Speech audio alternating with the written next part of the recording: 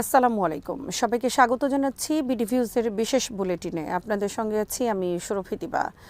যুক্তরাষ্ট্রের president Donald Trump দাবি করেছেন, সাম্প্রতিক পাল্টাপাল্টি হামলার পর ইরান যুক্তরাষ্ট্রের সঙ্গে নতুন করে বৈঠকের অনুরোধ জানিয়েছে এবং সেই বৈঠক আজ কাতারের রাজধানী দোহায় অনুষ্ঠিত হবে। ট্রাম্পের ভাষ্য অনুযায়ী উভয় পক্ষ উত্তেজনা কমানো এবং বিভিন্ন অমীমাংসিত ইস্যু নিয়ে আলোচনা করতে আগ্রহী। তবে এই দাবিকে তাৎক্ষণিকভাবে নাকচ করেছে ইরান। দেশটির পররাষ্ট্র মন্ত্রণালয় স্পষ্ট জানিয়েছে, যুক্তরাষ্ট্রের সঙ্গে কোনো নির্ধারিত বৈঠকের পরিকল্পনা নেই এবং ট্রাম্পের বক্তব্য বাস্তবতার সঙ্গে সামঞ্জস্যপূর্ণ নয়। যদিও তেহরান নিশ্চিত করেছে যে তারা একটি বিশেষজ্ঞ প্রতিনিধি দল দোহায় পাঠাবে, তবে সেই সফরের উদ্দেশ্য হবে কাতারের মাধ্যমে ইরানের জব্দ হয়ে থাকা অর্থ মুক্তির প্রক্রিয়া এগিয়ে নেওয়া এবং সংশ্লিষ্ট কারিগরি বিষয়গুলো নিয়ে আলোচনা করা। একই সময় ইরান ফ্রান্সের হরমুজ প্রণালীতে মাইন অপসারণ বা নিরাপত্তা কার্যক্রমে অংশ নেওয়ার পরিকল্পনারও তীব্র বিরোধিতা করেছে। তেহরানের দাবি, হরমুজ প্রণালী অত্যন্ত স্পর্শকাতর ও জটিল একটি অঞ্চল এবং সেখানে কোনো বিদেশি সামরিক বা নিরাপত্তা তৎপরতা পরিস্থিতিকে আরও অস্থিতিশীল করে তুলতে পারে। ইরানি কর্মকর্তারা ফ্রান্সকে উস্কানিমূলক পদক্ষেপ থেকে বিরত থাকার আহ্বান জানিয়ে সতর্ক করেছেন যে এ ধরনের উদ্যোগ আঞ্চলিক উত্তেজনা বাড়িয়ে দিতে পারে। বিশ্লেষকদের মতে, একদিকে যুক্তরাষ্ট্র সম্ভাব্য কূটনৈতিক অগ্রগতির ইঙ্গিত দিচ্ছে, অন্যদিকে ইরান আনুষ্ঠানিক বৈঠকের বিষয়টি অস্বীকার করলেও অর্থনৈতিক ইস্যুতে আলোচনা চালিয়ে যেতে আগ্রহ দেখাচ্ছে। ফলে মধ্যপ্রাচ্যের সাম্প্রতিক সংকটের মধ্যে দোহায় চলমান যোগাযোগ ভবিষ্যৎ কূটনৈতিক পরিস্থিতির জন্য গুরুত্বপূর্ণ হয়ে উঠতে পারে। যুক্তরাষ্ট্রের প্রেসিডেন্ট ডোনাল্ড ট্রাম্পের প্রশাসনের ভেতরে ইরান ও লেবানন নীতি নিয়ে মতপার্থক্যের আলোচনা নতুন করে সামনে এসেছে। বিশেষ করে ইরানের সঙ্গে সমঝোতার স্মারক স্বাক্ষরের পর ভাইস প্রেসিডেন্ট জেডি ভান্স এবং পররাষ্ট্রমন্ত্রী মার্কো রুবিওর বক্তব্যের পার্থক্য রাজনৈতিক মহলে ব্যাপক আলোচনার জন্ম দিয়েছে। তবে হোয়াইট হাউস স্পষ্টভাবে জানিয়েছে, প্রশাসনের শীর্ষ পর্যায়ে কোনো বিভাজন নেই এবং উভয় নেতাই প্রেসিডেন্ট ট্রাম্পের নীতির সঙ্গেই কাজ করছেন। সুইজারল্যান্ডে অনুষ্ঠিত যুক্তরাষ্ট্র ইরান আলোচনায় নেতৃত্ব দেয়া জেডি ভান্স এই সমঝোতাকে গুরুত্বপূর্ণ অগ্রগতি হিসেবে বর্ণনা করে বলেছেন, এটি একটি সফল চূড়ান্ত চুক্তির জন্য শক্ত ভিত্তি তৈরি করেছে। একই সঙ্গে তিনি ইসরায়েলের প্রকাশ্য বিরোধিতারও সমালোচনা করেন। ভান্স বলেন, মাত্র ৯০ লাখ মানুষের একটি দেশ শুধুমাত্র সামরিক অভিযান চালিয়ে তার প্রতিটি জাতীয় নিরাপত্তা সমস্যার সমাধান করতে পারে না। তার এই মন্তব্যকে ইসরায়েলের সামরিক কৌশলের প্রতি বিরল প্রকাশ্য সমালোচনা হিসেবে দেখা হচ্ছে। অন্যদিকে পররাষ্ট্রমন্ত্রী মার্কো রুবিও অনেক বেশি সতর্ক অবস্থান নিয়েছেন। তিনি ইসরায়েলের বিরুদ্ধে কোনো সমালোচনা না করে বরং ইরানের সরকারের বিরুদ্ধেই কঠোর ভাষায় কথা বলেন। ভান্সের মন্তব্য সম্পর্কে প্রশ্ন করা হলে রুবিও সরাসরি জবাব এড়িয়ে যান এবং এর পরিবর্তে সপ্তাহের শুরুতে হিজবুল্লাহর একটি হামলার প্রসঙ্গ তুলে ধরেন, যেখানে একটি ইসরায়েলি চেকপয়েন্ট লক্ষ্যবস্তু হয়েছিল। বিশ্লেষকদের মতে, ভান্স কূটনৈতিক সমাধানকে গুরুত্ব দিচ্ছেন আর রুবিও দীর্ঘদিনের কঠোর ইরান বিরোধী অবস্থান বজায় রাখছেন। যদিও অতীতেও দুজনের পররাষ্ট্রনীতি নিয়ে ভিন্ন মত ছিল, তবুও ট্রাম্প প্রশাসনের দাবি এটি নীতিগত বিভক্তি নয়, বরং একই লক্ষ্য অর্জনে ভিন্ন ধরনের কূটনৈতিক ও রাজনৈতিক বার্তা। ওয়াশিংটনে মার্কিন পররাষ্ট্রমন্ত্রী মার্কো রুবিওর সঙ্গে বৈঠক করেছেন জার্মানির পররাষ্ট্রমন্ত্রী ইয়োহান ওয়াডেফল। বৈঠকে উভয় পক্ষ যুক্তরাষ্ট্র ও ইরানের মধ্যে স্বাক্ষরিত সমঝোতা স্মারক নিয়ে আলোচনা করেন এবং জার্মানি আনুষ্ঠানিকভাবে চুক্তিটির প্রতি সমর্থন পুনর্ব্যক্ত করে।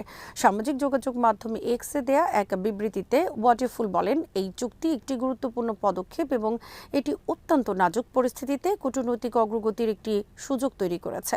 তিনি উল্লেখ করেন, মধ্যপ্রাচ্যের সাম্প্রতিক উত্তেজনা, বিশেষ করে ইরান ইসরায়েল সংঘাত এবং হরমুজ প্রণালীকে ঘিরে উদ্বেগের প্রেক্ষাপটে কূটনৈতিক সংলাপ অব্যাহত রাখা অত্যন্ত জরুরি। জার্মান পররাষ্ট্রমন্ত্রী আরও বলেন, এখন সবচেয়ে বড় অগ্রাধিকার হলো এমন একটি টেকসই সমাধানে পৌঁছানো যা হরমুজ প্রণালীতে নিরাপদ ও অবাধ নৌ চলাচল নিশ্চিত করবে। একই সঙ্গে তিনি ইরানের পারমাণবিক কর্মসূচি নিয়ে উদ্বেগ প্রকাশ করে বলেন, এই কর্মসূচি কখনোই আবার আঞ্চলিক বা আন্তর্জাতিক নিরাপত্তার জন্য হুমকি হয়ে উঠতে পারবে না।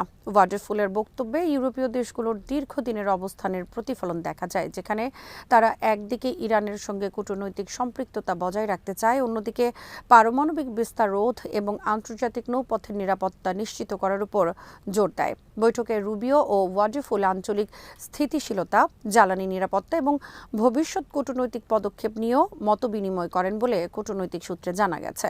বিশ্লেষকদের মতে, জার্মানির এই সমর্থন যুক্তরাষ্ট্রের সাম্প্রতিক কূটনৈতিক উদ্যোগকে আন্তর্জাতিক পর্যায়ে আরও গ্রহণযোগ্যতা দিতে পারে এবং ভবিষ্যৎ আলোচনার জন্য একটি ইতিবাচক পরিবেশ তৈরি করতে সহায়তা করবে।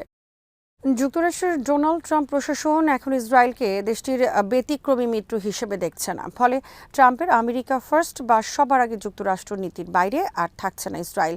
পলিটিকোর এক প্রতিবেদনে এসব কথা বলা হয়েছে। নাম প্রকাশে অনিচ্ছুক একাধিক সূত্রের বরাতে পলিটিকো জানিয়েছে, ট্রাম্প প্রশাসন ক্রমে ইসরায়েলের ক্ষেত্রেও একই ধরনের কৌশলগত নীতি অনুসরণ করছে, যা তারা অন্য মিত্র দেশের ক্ষেত্রে প্রয়োগ করে থাকে।